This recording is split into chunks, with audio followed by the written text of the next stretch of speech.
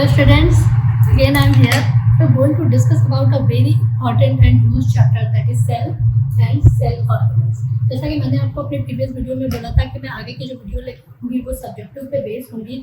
तो जो मैंने पहला चैप्टर उठाया है वो सेल है, और सेल एक ऐसा चैप्टर है जो आपको क्लास 9 से लेके क्लास 11 तक तो ये पीछा छोड़ने वाला नहीं है। इसके बेसिक पॉइंट्स है उसको बहुत अच्छे से क्लियर करेंगे। तो मैं यहाँ पे लेके आई हूँ, फ्लो चार्ट लेके आई हूँ, जिसके बेसिस पे मैं आपको इसको समझाने वाली हूँ, बहुत ही इजी मेथड से समझाने वाली हूँ। चैप्टर के कॉन्सेप्ट को बहुत अच्छे से क्लियर करिएगा, और एक बार इस चैप्टर का कॉन्सेप्ट और इसका बेस आपको समझ में आ गया तो गारंटी है मेरी कि आप क्लास 11 तक तो इसको भूलने वाले नहीं हो। सबसे पहले बात आती है सेल। सेल होता क्या है? अगर कोई पूछे कि सेल होता क्या है, हिंदी में इसको कोशिका भी बोलते हैं। तो cell it is a basic unit of life. Okay, cell को हम जीवन की एक सामान्य इकाई बोलते हैं। विदाउट सेल हम एक ह्यूमन बॉडी या एक लिविंग ऑर्गेनिज्म को इमेजिन भी नहीं कर सकते हैं। ठीक है, तो सेल क्या होता है? It is a basic unit of life. ठीक है, अब आया कि भाई इसको ढूंढा किसने था? तो सेल की एक बहुत अच्छे साइंटिस्ट थे, रॉबर्ट हुक, जिन्होंने इसको कॉर्क की सेल्स में ढूंढा था। कॉर्क मान लीजिए कि प्लांट जो होता है, प्लांट के ऊपर की जो छाल होती है एक तरह से नॉन लिविंग ही होती है, तो उसमें इन्होंने उसको कॉर्क कैम्बियम की छाल में इसको ढूंढा था। ठीक है, तब उन्होंने उस समय सेल को नॉन लिविंग फॉर्म में ढूंढा था। फिर बाद में एक दूसरे साइंटिस्ट आए, एंटनी वॉन लीवेनहॉक, उन्होंने उसको लिविंग फॉर्म में ढूंढा। तो अगर कहा जाए कि सेल को नॉन लिविंग फॉर्म में ढूंढा, किसने ढूंढा था? तो वो थे रॉबर्ट हुक, और लिविंग फॉर्म में उसको लेके आए थे वो थे आपके एंटनी वॉन लीवेनहॉक। ठीक है, उसके बाद और भी साइंटिस्ट आए थे जिन्होंने इसका सिद्धांत दिया, और दो साइंटिस्ट ने मिलकर इसका सिद्धांत दिया था, स्लीडन एंड श्वान। आप इसको नाम, जो भी साइंटिस्ट के नाम होते हैं वो इम्पोर्टेंट होते हैं, उनकी ड्यूरेशन भले आप मत लिखिए, बट साइंटिस्ट का नाम जरूर वहाँ पे मेंशन करिए कि किस चीज़ को किसने कब डिस्कवर किया था, फादर इसके कौन है, तो वो कंडीशन यहाँ पे होती है। स्लीडन एंड श्वान दो साइंटिस्ट थे जिन्होंने इसकी प्रिंसिपल को दिया था, मैंने सिद्धांत को दिया था कि अगर सिद्धांत पूछे कि प्रिंसिपल किसने दिया था सेल का, तो स्लीडन एंड श्वान थे, और लिविंग फॉर्म में एंटनी वॉन लीवेनहॉक ने ढूंढा था, और नॉन लिविंग में तो रॉबर्ट हुक है ही। ठीक है, और जो पूरी सेल की थ्योरी दी थी, ये भी क्वेश्चन बहुत ज़्यादा पूछा जाता है कि सेल थ्योरी किसके द्वारा दी गई थी, तो सेल जो थ्योरी थी वो आपकी वर्चाव ने दी थी। तो यहाँ पर कुछ साइंटिस्ट है जिसके नाम आपको मेंशन करने हैं, और नोट्स में भी आप इसको मेंशन जरूर करिएगा। ये कुछ इंपॉर्टेंट पॉइंट्स होते हैं जो मार्क्स के पॉइंट ऑफ व्यू से बहुत इंपॉर्टेंट है। ठीक है, तो चलिए अब हम स्टार्ट करते हैं।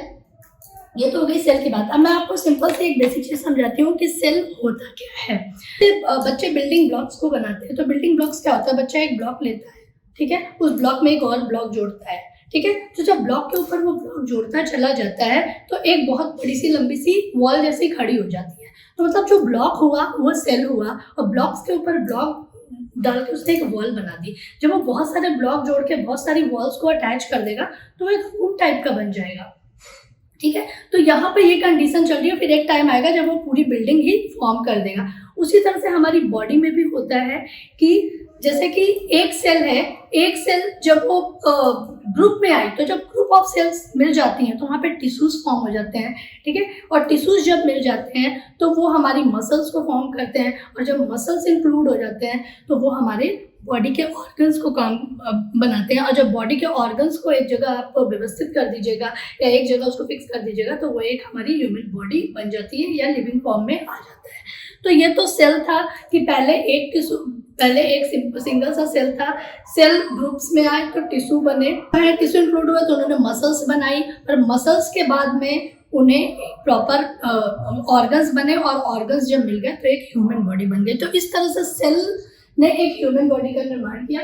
तो या सेल ने एक ह्यूमन बॉडी को पूरी तरह से हम इमेजिन कर सकते हैं। अब आगे आ जाइए, जो मोस्ट इंपॉर्टेंट पॉइंट है वो है सेल ऑर्गेनेल्स। सेल ऑर्गेनेल्स से बहुत ज़्यादा क्वेश्चन आते हैं, और शॉर्ट फॉर्म में 2 मार्कर में भी आता है, 3 मार्कर में भी आता है। तो सेल ऑर्गेनेल्स को बहुत अच्छे से हम लोग पढ़ने वाले हैं, और बहुत ही सिंपल तरीके से मैं आपको यहाँ पे समझाने वाली हूँ। तो देखिए, सेल ऑर्गेनल्स सबसे पहले जो आता है सेल ऑर्गेनल्स में वो होती है प्लाज्मा मेम्ब्रेन। नॉर्मली अगर किसी भी चीज़ को अपनी बॉडी से या अपने सराउंडिंग से कोरिलेट करके अगर आप पढ़ेंगे तो आपको चीज़ें बहुत अच्छे से क्लियर होंगी। तो यहाँ पे अगर हम देखें कि सेल ऑर्गेनल्स में जो सबसे पहले जो आपका नाम आ रहा है वो प्लाज्मा मेम्ब्रेन का आ रहा है। तो प्लाज्मा मेम्ब्रेन क्या होता है? प्लाज्मा मेम्ब्रेन एक तरह से एक लेयर होती है जो जो भी सेल के अंदर जो भी पार्ट होते हैं उसको कवर अप करके रखती है। जैसे मेम्ब्रेन से नाम में आपको क्लियर हो रहा है कि मेम्ब्रेन है जो किसी चीज को कवर करके रखेगी। जैसे आप एग लेते हो या एग, जो लोग एग खाते हैं, तो जो एग लेते हो तो एग के ऊपर की जो सेल होती है, हार्ड कवर जो सेल होती है, उसके नीचे भी एक पतली सी मेम्ब्रेन होती है। मेम्ब्रेन के बाद में उसके अंदर में एल्ब्यूमिन और फिर उसके बाद में योक वगैरह, ये सारी चीजें आती हैं। उसी तरह से अगर हम ह्यूमन बॉडी की बात करें तो हमारी ह्यूमन बॉडी में जो सबसे एक जो इम्पोर्टेंट ये होता है ऑर्गेनल्स होता है, प्लाज्मा मेम्ब्रेन जो होती है, उसको हम अपनी स्किन को मान सकते हैं कि स्किन हमारी बॉडी की प्लाज्मा मेम्ब्रेन हो गई। एक तरह से मेम्ब्रेन हो गई जो हमारी बॉडी के सारे ऑर्गन्स को कवर करके रखती है। तो उसी तरह से सेल के अंदर में जो प्लाज्मा मेम्ब्रेन जो पहला ये है, इससे पहले मैं आपको एक और चीज़ बताऊंगी जो क्वेश्चंस बहुत पूछे जाते हैं कि अगर हम ह्यूमन बॉडी की बात करें या पूरे ऑल ओवर वर्ल्ड की बात करें तो सबसे बड़ी और सबसे छोटी सेल्स कौन सी होती हैं, ये क्वेश्चन बहुत पूछे जाते हैं। अगर हम बोले कि बिगेस्ट सेल ह्यूमन सेल, एक ह्यूमन बॉडी में सबसे बड़ी सेल कौन सी होती है, तो वो होती है फीमेल की ओवा। ठीक है, फीमेल की जो एक सेल होती है उसको सबसे बड़ी सेल माना जाता है, और सबसे स्मॉलेस्ट सेल जो होती है वो मेल की स्पर्म्स को माना जाता है। ठीक है, तो इस चीज को आप लोग याद करिएगा। और हाँ, लंबाई में अगर किसी से पूछा जाए कि लेंथ वाइज अगर पूछा जाए कि सबसे लंबी सेल किसको मानते हैं, तो हम न्यूरॉन्स में चले जाते हैं कि न्यूरॉन्स जो होते हैं हमारे ब्रेन में, जो न्यूरॉन सेल होती है उनकी सेल जो होती है वो सबसे लंबी मानी जाती है। और न्यूरॉन्स के अंदर में कभी भी सेल डिवीजन की प्रोसेस नहीं होती है, जो मैं आगे आपको बताने वाली हूँ। तो यहाँ पर आ जाइए, तो ये तो हो गई आपकी सिंपल सी बात है। अब यहाँ पे हम सेल मेम्ब्रेन के बारे में पढ़ते हैं। सेल मेम्ब्रेन क्या होता है, एक आउटर कवरिंग होती है, पतली सी झिल्ली जैसी एक स्ट्रक्चर होता है। ठीक है, और जो कि बॉडी के सारे ऑर्गन्स को या लिविंग सेल्स में सारे ऑर्गन्स को वो क्या करती है, प्रोटेक्ट करके रखती है। ठीक है, और ये प्लांट्स में और एनिमल दोनों में पाई जाती है। अरे भाई, प्लांट्स है, प्लांट को भी ऊपर एक कवरिंग की जरूरत होती है, और एनिमल्स उनको तो चाहिए। तो जो प्लाज्मा मेम्ब्रेन होती है वो प्लांट्स में और एनिमल्स दोनों में पाई जाती है। ओके, नाउ अब आ जाते हैं सेकंड नंबर पे, सेल वॉल। सेल वॉल क्या होती है? सेल वॉल वैसे तो डेड होती है, लेकिन इसके अंदर के जो ऑर्गेनल्स होते हैं वो पूरी तरह से लिविंग होते हैं। ओके, तो यहाँ पे आ गया हमारा सेल वॉल। सेल वॉल क्या होता है? ये एक तरह से बॉडी को प्रोटेक्शन देता है और शेप देता है। ऊपर की एक हार्ड कवरिंग होती है। मान लीजिए ह्यूमन बॉडी की सेल वॉल आप किसको बोलेंगे? स्किन को तो हमने प्लाज्मा मेम्ब्रेन बोल दिया कि मेम्ब्रेन है, तो सेल वॉल क्या हो गई? जो हम कपड़े पहनते हैं, जो हम क्लोथ्स ओवर करते हैं, जो आप जैकेट्स पहनते हो, लोअर्स पहनते हो, और ये सारी चीज़ें से जो अपने बॉडी को प्रोटेक्ट करके रखते हो ताकि बाहर के वेदर से हम बच सके, तो वो एक तरह से सेल वॉल हो गई। प्लांट्स में जो उनके ब्रैक्ट्स होते हैं, जो हार्ड ब्रैक्टिंग होती है, और जब हम वुड वगैरह काटते हैं तो उसके ब्रैक्ट्स को जब हटाते हैं तब अंदर से हमको लकड़ी मिलती है, तो वो जो कंडीशन हो गई तो वो उसकी सेल वॉल हो गई, जो कि नॉन लिविंग होती है। याद रखिएगा कि सेल वॉल जो होती है वो हमेशा नॉन लिविंग होती है, बट उसके अंदर के जो ऑर्गेनल्स होते हैं वो लिविंग ऑर्गेनल्स होते हैं। तो ये कितना इमेजिनरी है एक तरह से देखा जाए कि अंदर के ऑर्गेनल्स सारे लिविंग है, लेकिन जिसने उसको कवर करके रखा है वो नॉन लिविंग है। तो यहाँ पर क्या है, हमने देखा कि सेल वॉल क्या करता है। मैं आगे जब नेक्स्ट वीडियो लेके आऊँगी तो उसमें आपको मैं प्लांट और एनिमल सेल के बारे में डिफ्रेंशिएट कराऊंगी, तो वहाँ पर मैं आपको पूरा स्ट्रक्चर बाय स्ट्रक्चर डिफ्रेंशिएट कराऊंगी। अभी मैं आपको ऑर्गेनल्स के बारे में सिंपल नॉलेज दे रही हूँ। तो यहाँ पर देखिए आप, सेल वॉल जो है, तो सेल वॉल क्या होती है? सेल वॉल एक तरह से हमारी बॉडी को प्रोटेक्ट करके रखती है और अंदर के ऑर्गेनल्स को भी प्रोटेक्ट करके रखती है। प्लांट्स में और एनिमल दोनों में पाई जाती है, और ये सेल्यूलोज की बनी होती है। इस पॉइंट को हाईलाइट कर दीजिएगा कि ये यहाँ पे जो है ये सेल्यूलोज की बनी होती है। ठीक है, आगे आ जाइए, mitochondria, the most important part of the cell organelle. Mitochondria, it is a power house of the cell. ठीक है, माइटोकॉन्ड्रिया जो होती है सेल की पावर हाउस होती है। सेल को जो है पावर देती है, मीन्स सेल को जितनी भी पावर होती है, जितनी भी ताकत आती है हमारी बॉडी में ही, अगर जितनी भी ताकत आती है वो सेल की वजह से ही, माइटोकॉन्ड्रिया की वजह से ही आती है। और इसको जो इसको ढूंढा था जिन्होंने, वो थे आपके अल्टमैन ने इसकी खोज की थी, और माइटोकॉन्ड्रिया को अल्टमैन ने ढूंढा था। Power house of the cell इसको बोलते हैं। और कि हमारी बॉडी के हर पार्ट सेल है, जैसे मैंने बताया कि बहुत सारे सेल कलेक्ट होकर टिश्यूज बना देते हैं। तो अगर मान लीजिए एक सेल है, तो उस सेल के अंदर में प्लाज्मा मेम्ब्रेन भी है, उसके अंदर में फिर सेल वॉल भी है, सेल वॉल के अंदर में फिर माइटोकॉन्ड्रिया, मतलब बॉडी के हर पार्ट में जो सेल्स हैं, हर सेल के अंदर एक माइटोकॉन्ड्रिया है। तो हमारी बॉडी को, पूरी बॉडी को जो पावर मिलती है, जो एनर्जी मिलती है, वो उसी से मिलती है, जस्ट बिकॉज ऑफ कि माइटोकॉन्ड्रिया में एक रिएक्शन होती है, एक साइकिल काम करती है कि क्रेब्स साइकिल हो गई जो माइटोकॉन्ड्रिया के अंदर में चलती है आपकी। बाकी जो ETS हो गई या आपकी हेल्थ साइकिल हो गई या ग्लाइकोलाइसिस की साइकिल हो गई, वो आगे की वीडियोस में मैं आपको जरूर अपडेट करूंगी बहुत सिंपल वे से। बट अभी यहाँ पे आपको एक सिंपल सी चीज़ समझ है, क्योंकि यहाँ पे 9th के स्टूडेंट्स भी देख रहे होंगे, से 10th के स्टूडेंट्स भी देख रहे होंगे, तो उनके लिए इंपॉर्टेंट पॉइंट नहीं है। बट क्लास 11th के जो बच्चे हैं उनके लिए साइकिल्स जो है आपकी ETS साइकिल हो गई, ग्लाइकोलाइसिस हो गई, क्रेब्स साइकिल हो गई और हेल्थ हो गई, ये चारों साइकिल बहुत इंपॉर्टेंट है जो एग्जाम में पूछी जाती है। उनकी वीडियोस मैं आगे अपडेट करने वाली हूँ। बट अभी आप यहाँ पे समझिए कि माइटोकॉन्ड्रिया जो एक ऑर्गेनेल है सेल का, उसके अंदर में एक साइकिल चलती है। साइकिल क्या मतलब कि वाली साइकिल नहीं जो आप लोग चलाते हैं, साइकिल मतलब कि एक पूरा एक केमिकल प्रोसेस एक चलती है, जिसमें हम इसमें देखते हैं कि ये क्या करती है, क्रेब्स साइकिल जो होती है वो रेस्पिरेशन सिस्टम में, जो रेस्पिरेटरी सिस्टम जो होता है, रेस्पिरेशन सिस्टम में हमारे वहाँ पे क्रेब्स साइकिल चलती है और उसमें वो ATP को फॉर्म करती है। ATP क्या होता है? ATP it is adenosine triphosphate, जैसा कि यहाँ पे मेंशन है आपका।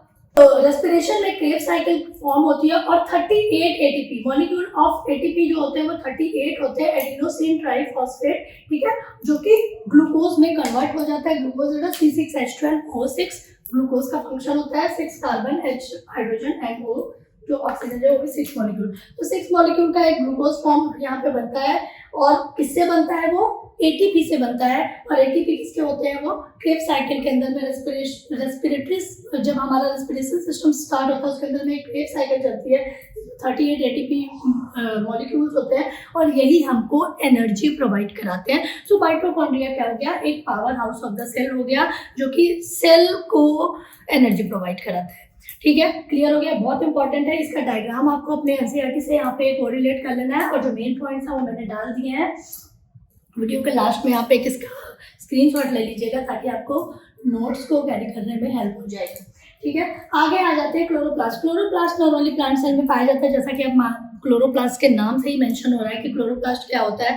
तो फोटोसिंथेसिस के रिएक्शन करेगा, प्लांट्स को फूड प्रोवाइड कराएगा। तो यहाँ पर तो क्लोरोप्लास्ट का एक सिंपल सा जो कि प्लांट सेल में नॉर्मली पाया जाता है। तो आगे आ जाइए गोल्जी अपैरेटस। गोल्जी अपैरेटस एक तरह से क्या करता है? ट्रांसपोर्ट का काम करता है। ट्रांसपोर्ट का काम मतलब एनर्जी का। किस चीज का ट्रांसपोर्ट करेगा? एनर्जी का। एनर्जी बनाई किसने थी? माइटोकॉन्ड्रिया ने।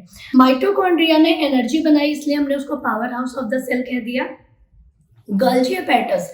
अब बॉडी के हर पार्ट में इक्वल एनर्जी होती है। ठीक है, जब हम कोई काम करते हैं तो हमारे बॉडी के हर पार्ट में एक इक्वल एनर्जी होती है, लेकिन हमको कब कौन सा काम करना है और कब कहाँ पे ज़्यादा एनर्जी की ज़रूरत होती है, वहाँ पर वो काम करेगा गोल्जी अपैरेटस। जैसे मान लीजिए कि आप चल रहे हैं तो या आप रन कर रहे हैं, तो रन करते समय आपको सबसे ज़्यादा एनर्जी किस में चाहिए? आपके लेग्स में चाहिए, आपके पैरों में चाहिए, तो बाकी बॉडी में भी चाहिए, क्योंकि रन करते समय तुम्हारी पूरी बॉडी ही मूव करती है। या मान लीजिए मैं अभी आपके सामने बोल रही हूँ, तो मुझे सबसे ज़्यादा एनर्जी किस में चाहिए? मेरी वॉइस में चाहिए। तो यहाँ पर जहाँ पे सबसे ज़्यादा एनर्जी होती है, बाकी बॉडी के सारे पार्ट तो एकदम स्टेबल है, लेकिन एनर्जी जहाँ पे ज़्यादा चाहिए होती है, तो गोल्जी अपैरेटस क्या करता है?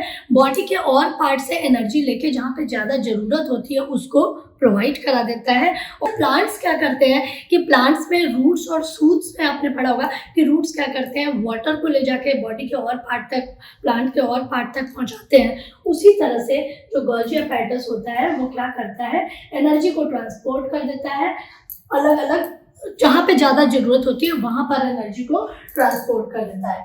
ओके, वैक्यूल्स क्या होते हैं? वैक्यूल एक तरह से वाटर स्टोरेज का काम करता है। नॉर्मली इसका अगर स्ट्रक्चर में बताऊँ तो प्लांट सेल के अंदर में, मान लीजिए अगर ये प्लांट सेल है या एनिमल सेल है, कोई भी लिविंग सेल है, तो या यूकैरियोट्स आप बोल सकते हैं, यूकैरियोटिक है। तो अगर मान लीजिए यहाँ पे ये न्यूक्लियस है और यहाँ पे हमने सबसे पहले ये इसका, जैसे कि मैंने यहाँ पे बना रखा है कि मेम्ब्रेन हो गई, फिर ये सेल वॉल हो गई और सेल वॉल के अंदर में आपका न्यूक्लियस हो गया। यहाँ पे हमने सबसे पहले बताया माइटोकॉन्ड्रिया। ठीक है, माइटोकॉन्ड्रिया के बाद में हमारा क्लोरोप्लास्ट तो प्लांट सेल में आ जाएगा। गोल्जी अपैरेटस आ गए। गोल्जी अपैरेटस नॉर्मली इस तरह से कुछ स्ट्रक्चर होते हैं, ऐसे करके वो आप जब आपके बुक्स में देखेंगे तो इस तरह के कुछ स्ट्रक्चर होते हैं।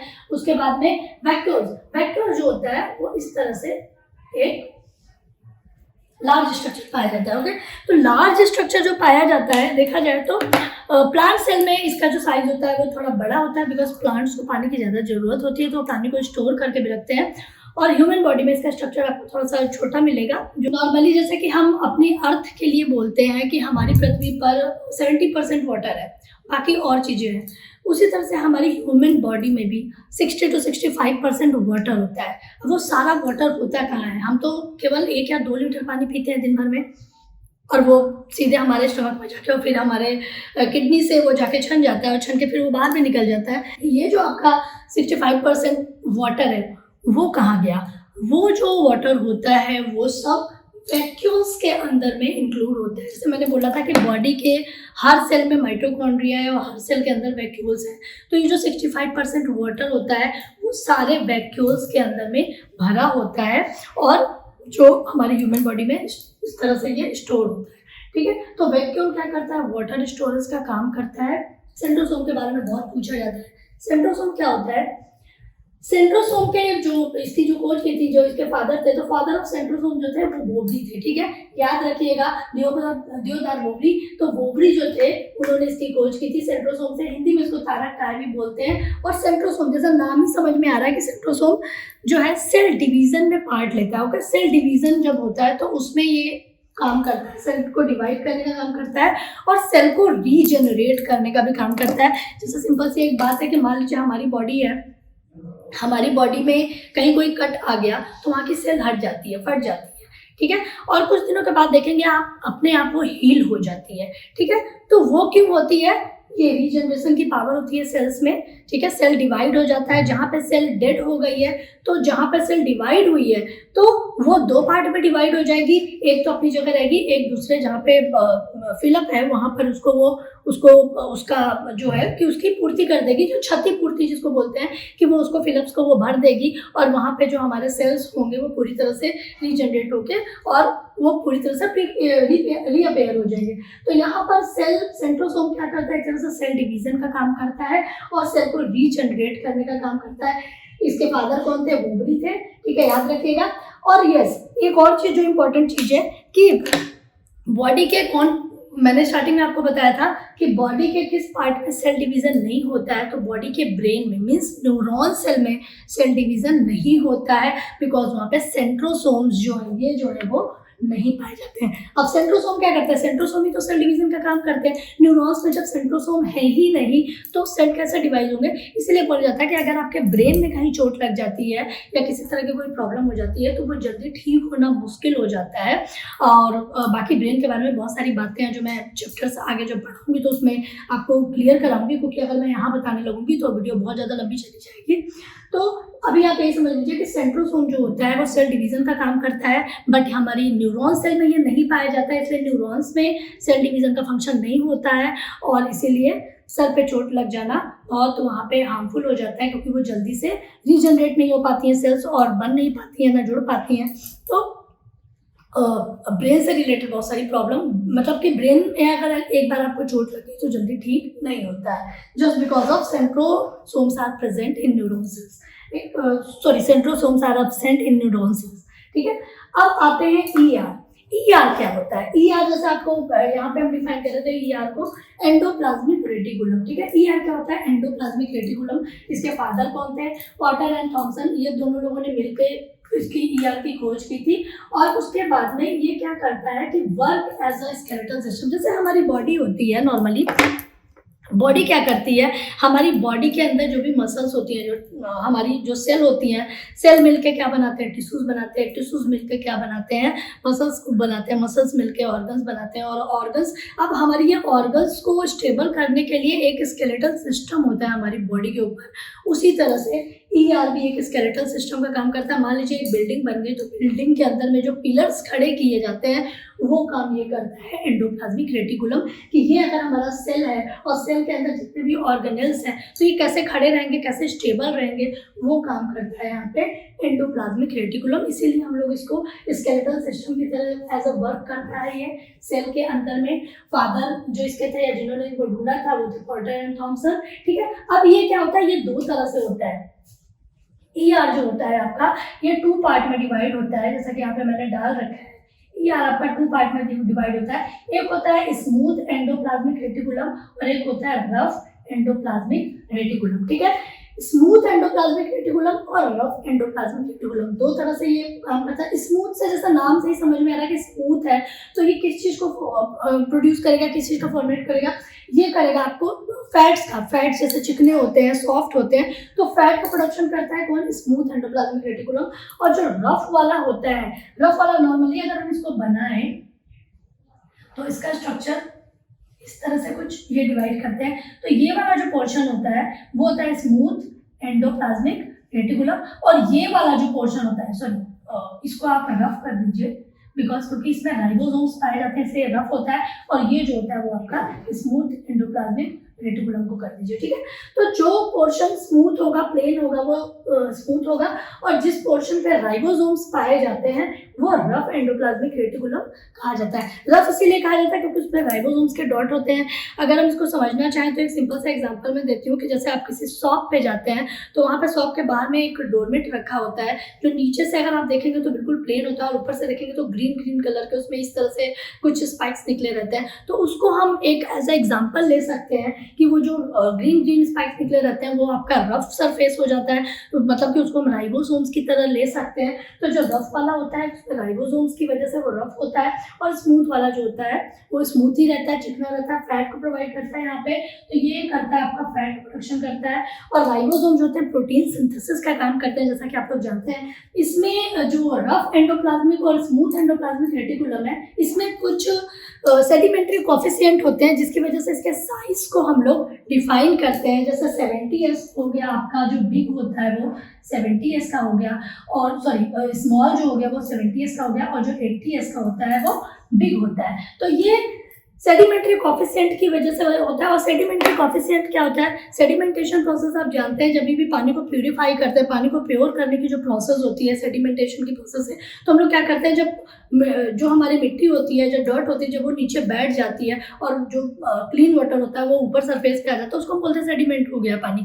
तो यहाँ पर भी वही है कि अगर हम किसी चीज़ को पानी के अंदर में डालते हैं तो कौन सी चीज़ पानी में बहुत जल्दी नीचे जाती है। अगर हमने एक मिट्टी ली है और एक हमने कोई हार्ड सरफेस की कोई चीज़ ली है, उसको अगर हमने पानी में डाला है तो कौन सी चीज़ पानी में जल्दी जाएगी, उसके बेसिस पे हम सेडिमेंट्री कोफिशिएंट को यहाँ पे नापते हैं। तो उस आधार पे हमारा जो राइबोसोम होता है वो दो शेप्स में होता है आपका, एक 70s जो स्मॉल होता है और एक 80s जो बिग होता है। 80s जो बिग होता है उसको हम यूकैरियोटिक सेल बोलते हैं, और जो 70s होता है वो प्रोकैरियोटिक सेल होता है, ठीक है। अब यूकैरियोटिक जैसे मान लीजिए यू मतलब आप लोग मेरे सामने है तो मुझे दिख रहा है, तो जो चीज़ें हमारी आंखों से विजिबल हैं वो यूकैरियोट्स हो गई, और जिनको देखने के लिए हमें किसी ग्लास की जरूरत पड़ जाए या किसी माइक्रोस्कोप की जरूरत पड़ जाए तो वो प्रोकैरियोट्स में चले जाते हैं। तो यहाँ से आप समझ सकते हैं सेडिमेंट्री कोफिशिएंट से कि इसका साइज क्या होता है राइबोसोम्स का, 70s और 80s जो आपका होता है वो बिग होता है जो यूकैरियोटिक सेल्स को बनाते हैं, और 70s जो होता है वो आपका स्मॉल होता है जो प्रोकैरियोटिक सेल्स को बनाते हैं, या माइक्रोस्कोपिक जो भी ऑर्गेनिज्म होते हैं उनको बनाते हैं, उनमें पाया जाता है। तो ये तो हो गई राइबोसोम की बात। राइबोसोम्स क्या करते हैं यहाँ पर, ये तो अब मैंने ER समझा दिया, और ER में आपका राइबोसोम भी मेरे ख्याल से इंक्लूड हो गया है। तो ER क्या होता है, एंडोप्लाज्मिक रेटिकुलम। एंडोप्लाज्मिक रेटिकुलम क्या होता है, एक स्केलेटल सिस्टम की तरह काम करता है, बॉडी में एक स्केलेटल सिस्टम की तरह काम करता है, सारे ऑर्गेनल्स को सपोर्ट करके देता है। फादर कौन थे, थॉमसन और पॉटर एंड थॉमसन, ठीक है। और ये इंटरनल सपोर्ट देता है ऑर्गन्स को, दो तरह का होता है, स्मूथ एंडोप्लाज्मिक और रफ एंडोप्लाज्मिक। स्मूथ एंडोप्लाज्मिक क्या करता है, फैट को आपको सिंथेसाइज करेगा, और रफ एंडोप्लाज्मिक क्या करता है, राइबोसोम्स की वजह से वो रफ होता है और प्रोटीन को सिंथेसाइज करता है। अब आ जाइए राइबोसोम्स पे। राइबोसोम्स की खोज जो थी वो यहाँ पे आपकी पैलेडे ने की थी, ठीक है। तो राइबोसोम्स जो है पैलेडे ने इसकी खोज की थी, प्रोटीन सिंथेसिस का काम करता है, उसको प्रोटीन फैक्ट्री भी कहा जाता है, ओके, प्रोटीन फैक्ट्री भी हम लोग इसको बोलते हैं। तो राइबोसोम्स को प्रोटीन सिंथेसिस और प्रोटीन फैक्ट्री भी कहा जाता है। और सेडिमेंट्री कोफिशिएंट मैं आपको बता चुकी हूँ यहाँ पे कि सेडिमेंट्री जो कोफिशिएंट होते हैं जिसकी वजह से उसके साइज को हम लोग ट्रैक करते हैं 70S और 80S का। 70S स्मॉल होता है, 80S आपका बिग होता है। और यहाँ पे प्रोकैरियोटिक जो 70S होगा वो प्रोकैरियोटिक सेल्स होंगे और जो 80S होगा वो यूकैरियोटिक सेल होंगे। नेक्स्ट वीडियो जो आने वाली है उसमें मैं आपको प्रोकैरियोट और यूकैरियोट का स्ट्रक्चर के थ्रू मैं उसको डिफाइन करने वाली हूँ, तो उस वीडियो को आप जरूर देखिएगा। न्यूक्लियस जो आपका आता है यहाँ पे, तो न्यूक्लियस क्या करता है? न्यूक्लियस जैसे कि मैंने बोला कि अगर मान लीजिए यहाँ पे मैं बताती हूँ कि जैसे मान लीजिए ये मेरा सेल है, ठीक है, और इसमें है ये न्यूक्लियस, ठीक है, ये भी आपका लेयर होता है। जब आप अपने एनसीईआरटी में देखेंगे तो आपको मिल जाएगा इस तरह से, ठीक है, ये होता है न्यूक्लियस। इसके अंदर में न्यूक्लियोलस होता है, ठीक है, न्यूक्लियोप्लाज्म भरा होता है, न्यूक्लियस है तो न्यूक्लियोप्लाज्म भरा होगा, ठीक है, और इसके अंदर में क्रोमेटिड्स पाए जाते हैं। तो ये तो होता है हमारा न्यूक्लियस। अब न्यूक्लियस के चारों ओर हमने पढ़ा माइटोकॉन्ड्रिया होता है, फिर गोल्गी एपेटस होता है, ईआर होता है, और ये सारी चीजें जो भी हमने इसके ऑर्गेनेल्स पढ़े, सेंट्रोसोम हो गया, ये सारी चीजें होती है। तो न्यूक्लियस क्या होता है? Nucleus is a brain of the cell, ठीक है। न्यूक्लियस बीच में होता है, जैसे हमारी बॉडी का जो कंट्रोलर होता है वो कौन होता है? हमारा ब्रेन होता है। हमारी ब्रेन हमारी सारी चीज़ों को कंट्रोल करके रखता है। बिल्कुल उसी तरह से न्यूक्लियस जो होता है उस सेल के ऑर्गेनेल्स के जो भी फंक्शन होते हैं उनको कंट्रोल करके रखता है, उनके ऊपर सारा उसका फोकस रहता है कि कौन कैसे वर्क कर रहा है यहाँ पे। तो ये कंडीशन यहाँ पे कि न्यूक्लियस क्या हो गया? ब्रेन ऑफ द सेल हो गया, ठीक है। तो यहाँ पे मैंने जो न्यूक्लियस को बताया कि इसको और ढूंढा किसने था? रॉबर्ट ब्राउन ने ढूंढा था, ठीक है। और न्यूक्लियस के अंदर में क्या पाए जाते हैं? क्रोमोसोम्स पाए जाते हैं। देखिए मैं आपको बताती हूँ, न्यूक्लियस जो होता है, न्यूक्लियस के अंदर में क्रोमोसोम्स कहाँ पाए जाते हैं? हमेशा क्वेश्चन पूछा जाता है, chromosomes are situated in nucleus के अंदर में। और न्यूक्लियस कहाँ पाया जा रहा है? सेल के अंदर में। तो सेल के अंदर में पाया गया न्यूक्लियस के अंदर पाए गए क्रोमोसोम्स हमेशा आपके देखा जाए तो इस तरह से,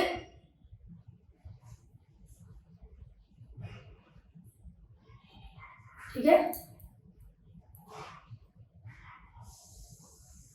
ये क्रोमोसोम्स है जो हमेशा पेयर्स में पाए जाते हैं, ठीक है। अगर क्रोमोसोम्स को ये साइड पार्ट अगर हम इसको हटा देते हैं, ठीक है, तो ये इस तरह से, अगर क्रोमोसोम्स है तो अगर हम इसको हटा देते हैं तो इस तरह से ये स्प्रिंग की तरह, इस तरह से स्प्रिंग की तरह ये निकलेंगे और यही स्प्रिंग आगे चल के इस तरह से ये निकल जाएंगे। इन्हीं को हम डीएनए बोलते हैं। और डीएनए को और ज्यादा आप स्ट्रेच करेंगे तो उसके बीच में जीन्स पाए जाएंगे, ठीक है। तो मतलब कि क्या हुआ कि जो हमारा न्यूक्लियस है सेल के अंदर में पाया जा रहा है, सेल के अंदर में क्या है? न्यूक्लियस के अंदर में क्या हो गया? क्रोमोसोम को अगर हम ज्यादा ये करें, नीचे से ये करें, तो वो डीएनए में कन्वर्ट हो जाएगा। डीएनए को और ज्यादा अगर तोड़ेंगे, जैसे डीएनए डबल हेलिकल स्ट्रक्चर होता है, इस तरह से अगर डीएनए को तोड़े तो ये जो पोर्शन होता है ये हमारे जीन का पोर्शन हो जाएगा, ठीक है, ये जीन होता है, ठीक है। तो ये क्या करता है एक तरह से कि जो हमारा हेरिटेज की जो एक प्रॉपर्टी होती है, हेरिटेज को प्रोवाइड कराता है, या हेरिडिटी को एक जनरेशन से दूसरी जनरेशन में पहुंचाने का जो माता पिता के गुण जो बच्चों में आते हैं वो इसी की वजह से आते हैं, यानी कि ये डीएनए। और डीएनए को क्या बोलते हैं? Deoxyribose nucleic acid. तो कभी कभी पूछ भी लिया जाता है कि कौन सा एसिड है जो हेरिटेज कहलाता है, तो वहाँ पे बच्चे कंफ्यूज होते हैं एसिड कौन सा हेरिटेज कहलाएगा। तो एसिड, क्योंकि डीएनए एक एसिड ही है जिसको डीऑक्सीराइबोज न्यूक्लिक एसिड बोलते हैं। तो यहाँ पे अगर एसिड भी पूछ लिया जाए तो कंफ्यूज मत होइएगा, डीएनए एक एसिड ही है। और डीएनए क्या करता है? वो जो हमारे कैरेक्टर्स होते हैं माता पिता से बच्चों में वो हेरिटेज की जो कैरेक्टर होते हैं उसको कराता है। तो ये अभी तो हम न्यूक्लियस पढ़ रहे थे। तो न्यूक्लियस किसमें पाया गया? सेल के अंदर में। और न्यूक्लियस के अंदर में क्या पाया जाएगा? क्रोमोसोम्स पाए जाएंगे। क्रोमोसोम्स के अंदर में डीएनए, डीएनए के अंदर में जीन। तो ये तो एक सिंपल सी स्ट्रक्चर जो जेनेटिक्स में आपको क्लियर करा दूंगी।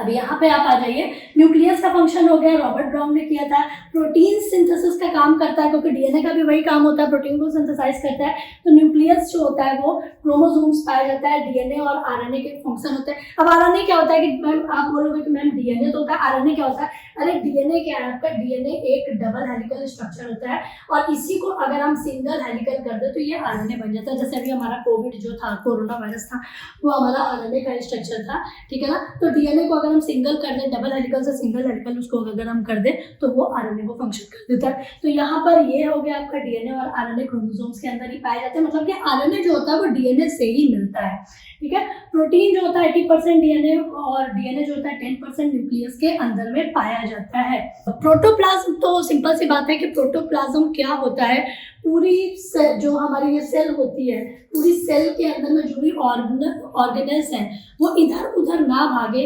मान लीजिए आपने किसी एक, जैसे हमने अमेजोन से कोई चीज़ ऑर्डर की और वहाँ पे एक कार्टून में वो प्रॉपरली पैक करके आता है, आपने फ़ोन मंगाया कुछ भी मंगाया तो प्रॉपरली पैक करके देते हैं, उसके अंदर में वो फोम्स लगा देंगे, उसके अंदर में वो थर्माकोल्स फिट कर देंगे और उसके अंदर में बहुत सारे प्लास्टिक्स वगैरह को डाल के वो अच्छे से, ताकि वो जो प्रोडक्ट है वो पूरी तरह से हिले ना और उसमें कोई रप्चर ना हो, तो इसीलिए उसको फिक्स कर देते हैं। वही चीज़ प्रोटोप्लाज्म करता है कि इसके अंदर जो ऑर्गेनेल्स है वो इधर उधर भाग ना जाए, इसीलिए इसके अंदर में क्या भरा रहता है, प्रोटोप्लाज्म भरा रहता है।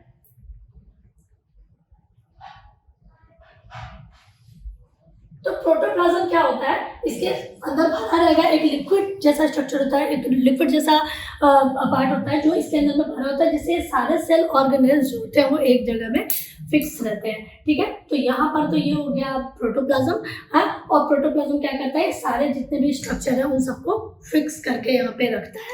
ठीक है, प्रोटोप्लाज्म क्या होता है, प्रोटोप्लाज्म जो होता है वो दो तरह से डिवाइड होगा, एक तो होगा न्यूक्लियोप्लाज्म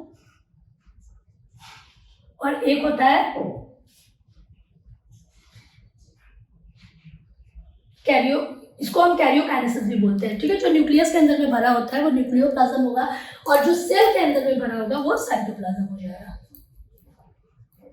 ठीक है, इसको न्यूक्लियोप्लाज्म जो होता है वो कैरियोकाइनेसिस बोलते हैं और साइटोप्लाज्म को साइटोकाइनेसिस और न्यूक्लियोप्लाज्म को कैरियोकाइनेसिस बोलते हैं। जब आप सेल डिवीजन के प्रोसेस पढ़ेंगे तो उसमें मैं आपको ये दोनों फंक्शन को क्लियर करा दूंगी।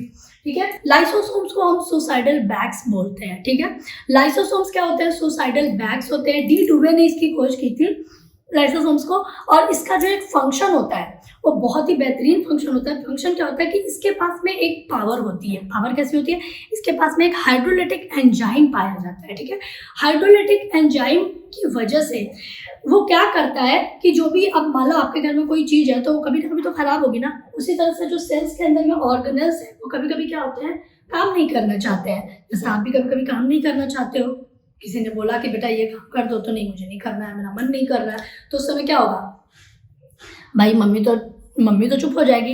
लेकिन अगर मम्मी जब कंट्रोल के बाहर हो जाती है कोई चीज़, नॉर्मली अगर देखा जाए तो घर का कंट्रोल किसके हाथ में होता है, मदर के हाथ में होता है। लेकिन जब मदर के हाथ से वो कंट्रोल की चीज़ें बाहर हो जाती हैं तो किससे बोलेंगे, जाके पापा से बोलेंगे कि देखो भाई ये सुन नहीं रहा है, तो पापा क्या करेंगे, पापा तो ना इधर देखना ना उधर देखना, सीधे उठा के सूद देंगे तुमको। तो यहाँ पर यही कंडीशन होती है कि जो लाइसोसोम्स जो होगा आपका, यहाँ पे अगर मान लो मैं लाइसोसोम्स को बनाती हूँ, लाइसोसोम्स जो आपका होगा वो क्या करेगा, वो इन सारे चीज़ों को ऑर्डर देगा कि भाई सब लोग अपना अपना काम ठीक से करो।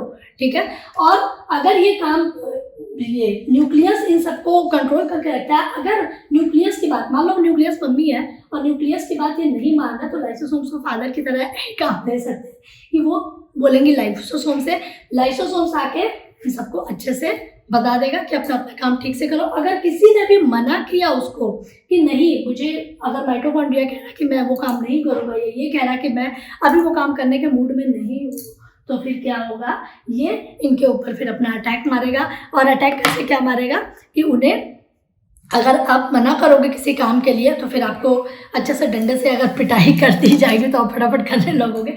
तो एक कंडीशन यहाँ पर भी है कि लाइसोसोम जो होगा वो इनको अगर ये अपना फंक्शन ठीक से नहीं करते हैं या किसी भी वजह से डिस्ट्रॉय हो जाते हैं तो उनको वहाँ पर गला देता है, उसको वहाँ पे फिनिश कर देता है। एक तरह से क्लीनिंग का भी काम करेगा कि अगर कोई सेल खराब हो गया, सेल के अंदर में बॉडी का कोई ऑर्गेनल्स या सेल के अंदर कोई ऑर्गेनल्स खराब होगा तो वहाँ पड़ा रहेगा, और वो किसके अंदर पड़ा रहेगा, प्रोटोप्लाज्म के अंदर में, तो वो सड़ता रहेगा ना लिक्विड के अंदर में। एक एक्वेरियम है, उसके अंदर में कोई मछली है, वो फिश है, वो मर गई है, अगर आप उसको नहीं हटाओगे तो वो सड़ती रहेगी ना, उस पानी के अंदर में पूरी बदबू आ जाएगी या पानी जो होगा स्मेल हो जाएगा। उसी तरह से जो अगर ऑर्गेनल्स खराब हो गए तो उनको क्लीन कर देता है कौन, लाइसोसोम, उनको पूरी तरह से वहाँ से डिस्ट्रॉय कर देकर गला देगा, जस्ट बिकॉज ऑफ उसके पास में एक पावर है। क्या पावर है, हाइड्रोलिटिक एंजाइम्स जो होते हैं उसकी वजह से उनको वो गला देता है, हटा देता है वहाँ से। ठीक है, और कभी कभी क्या होता है कि लाइसोसोम्स भी अपने आप को ख़त्म कर देता है। कैसे ख़त्म कर देता है? सिंपल सी बात है कि हमारी बॉडी के अगर किसी पार्ट में चोट लग जाती है, बहुत कस के इंजरी लग हो गई, मान लीजिए थोड़ी सी चोट लगी तो सेल्स के ऊपर असर होगा, तो सेल्स के अंदर में तो सेंट्रोसोम होते हैं, वो रीजनरेट कर लेंगे, फिर से बना लेंगे। लेकिन लाइसोसोम्स जो होगा, अगर मान लीजिए बहुत कस के चोट लग गई, कहीं पे बहुत ज़्यादा इंजरी हो गई और लाइसोसोम ही वहाँ पर डिस्ट्रॉय हो गया, वहाँ पे पूरी तरह से मर गया, तो फिर क्या होता है कि लाइसोसोम जो होगा उसको वहाँ पर, इसीलिए सुसाइडल बैक कहते हैं कि लाइसोसोम जो होगा वो पूरा ब्लास्ट कर देगा, सारे सेल के ऑर्गेनल्स को लेके वो चला जाएगा कि भैया हम जा रहे तो तुम सब भी जाओ, ठीक है। तो यहाँ पे पूरा फिर एक ब्लास्ट हो जाता है जिससे सारे सेल ऑर्गेनल्स जो होते हैं वो पूरी तरह से अफेक्टेड हो जाते हैं। तो यहाँ पर ये कंडीशन होगी। अब ये लाइसोसोम रीअपेयर कैसे होगा? क्योंकि बॉडी के जो और सेल्स हैं, अब ये तो एक सिंगल सेल है ना, बॉडी के अंदर और भी तो सेल होंगे, ये तो मैं एक सिंगल सेल की बात कर रही हूँ आपसे, बॉडी के अंदर में और भी सेल्स होंगे। अब वो देखेंगे यार लाइसोसोम्स है ही नहीं, लाइसोसोम खत्म हो गया है, तो लाइसोसोम ने क्या किया, सुसाइडल बैक की तरह उसने एक बूम की तरह ब्लास्ट कर दिया और सारे ऑर्गेनल्स जो है वो उसके डिस्ट्रॉय हो गए। तो बाकी के जो सेल्स होंगे वो, क्योंकि बाकी के जो सेल्स हैं उनके पास तो सेंट्रोसोम है ना, वो क्या करेगा, उनको अपने थोड़ा थोड़ा सभी सेल्स इसको दे देगा और फिर ये लाइसोसोम धीरे धीरे आपका फिर से सही होने लगेगा, ये सेल फिर से रीजनरेट हो जाएगी। जैसे कि मान लीजिए कि बहुत कस के जब कहीं चोट लग जाती है तो वहाँ पे ब्लैक हो जाता है। ब्लैक होने का रीज़न क्या है कि वहाँ पे लाइसोसोम जो है वो आपका रप्चर हो गया। तो बॉडी के जो और सेल्स होते हैं, आसपास के सेल्स होते हैं, वो धीरे धीरे उसको अपना थोड़ा थोड़ा सा उसको वो दे देते हैं ताकि वो फिर से वहाँ पे रीजनरेट हो जाता है लाइसोसोम्स, और धीरे धीरे बाद वो जो आपका ब्लैक, जो एक ब्लैक यहाँ पे एक धब्बा सा पड़ गया था वो हट जाता है धीरे धीरे। तो यहाँ पर ये कंडीशन है। तो लाइसोसोम यहाँ पे सुसाइडल बैग इसको माना जाता है और ये क्या करता है, एक तो क्लीनिंगनेस का काम करता है, ठीक है। और डी डुवे ने इसकी खोज की थी, तो इसका आपको पूरा जो स्ट्रक्चर है वो आपको अपनी एनसीईआरटी में मिल जाएगा। फंक्शन मैंने आपको क्लियर कर दिए हैं। तो ये था तो सेल और सेल ऑर्गेनल्स, ठीक है। आप इसका एक छोटा सा चाहे तो आप इसका स्क्रीनशॉट ले सकते हैं ताकि आपको नोट्स को कैरी करने में इजी हो जाएगा। और बहुत जल्दी मैं अपनी नेक्स्ट वीडियो लेके आने वाली हूँ जिसमें आपको प्रोकैरियोटिक और यूकैरियोटिक सेल्स के बारे में और टाइप्स ऑफ सेल्स के बारे में क्लियर कराऊंगी। तो आज के लिए बस इतना ही। तो सभी लोग, आप लोग अपना ध्यान रखिएगा, वीडियोस को देखते रहिएगा ताकि आपके जो भी प्रॉब्लम्स हैं वो क्लियर होते रहें, जो भी आपके डाउट्स हैं वो क्लियर होते रहें। और बहुत जल्दी नेक्स्ट वीडियो लेके आने वाली हूँ, तब तक के लिए थैंक यू, जय हिंद।